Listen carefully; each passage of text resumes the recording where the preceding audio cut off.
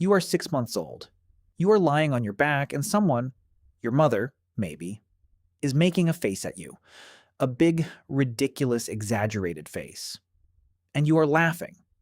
Actually laughing. Full body, eyes crinkled, completely losing it laughing. You will never remember this moment. Not because it didn't matter, not because you weren't there. You were fully, completely there.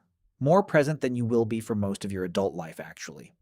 No phone, no background anxiety about something you said in 2019.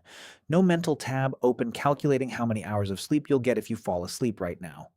Just a face. And joy. And then nothing. A wall, a gap so total it doesn't even feel like forgetting. It feels like the years before you existed. Like someone took the first chapter of your life, removed it cleanly, and left no trace that it was ever there. So, what is actually happening? Why does the brain erase the first chapter of your life? The answer is weirder than you think, and a little bit philosophically destabilizing. And it involves the same mechanism that makes you you. The conventional explanation is simple. Babies are just too young. Their brains aren't developed enough to form lasting memories. Cute, clean, case closed, except the timeline doesn't work because babies are forming memories constantly. Studies show infants as young as 6 months can remember specific faces, specific sounds, specific sequences of events. For weeks, a 3-year-old remembers their birthday party, the new puppy, the fall that needed stitches. And then, somewhere between ages 3 and 7, those memories quietly disappear. Not the memories from yesterday, the ones from back then. The earliest years, gone. Researchers call this infantile amnesia. And it's not about what the brain can't do, it's about what it's in the middle of doing. Here's the thing nobody tells you. Your hippocampus, the brain structure responsible for stitching experiences into long-term memories, is not finished at birth. It's barely started.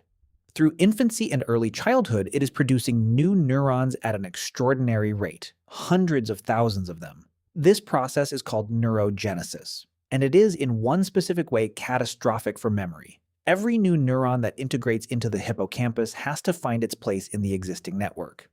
And as it does, it disrupts the connections already there. Old pathways get rerouted. Old memories lose their anchoring. The brain isn't erasing your early life because it doesn't care. It's erasing it because it's building something. It's mid-construction, and the scaffolding keeps knocking over what was there before. Studies in mice confirm this almost cruelly precisely. When researchers artificially slowed neurogenesis in young mice, early memories survived longer. When they accelerated neurogenesis in adult mice, adults who normally retain memories fine, those adults started forgetting too. The amnesia isn't a bug, it's a byproduct of growth. But here's where it gets strange. There's a second layer to this, and it's not about neurons. It's about language. Memory, it turns out, is not just stored, it's narrated. The way you access most of your autobiographical memories isn't like replaying a video. It's like telling yourself a story. Subject, verb, sequence, meaning. Infants don't have that yet. They experience everything. The texture of a blanket, the warmth of a chest, the specific quality of a familiar voice. But they cannot yet wrap language around it. There is no narrator, no story structure. The experience exists, but there is nowhere to file it where an adult mind can later retrieve it. This is why your earliest retrievable memories tend to be just after language arrives, not because nothing happened before, but because before language, there was no filing system your future self could open.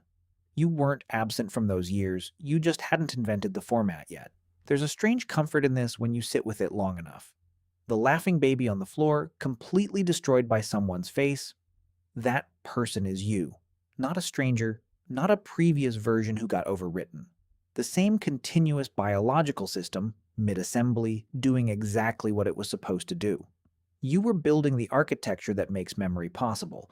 The forgetting was the cost of construction. And in a way, you carry those years anyway, just not as story, as the particular way you feel safe. Or not safe, as the attachment style you'll spend a decade in therapy puzzling over.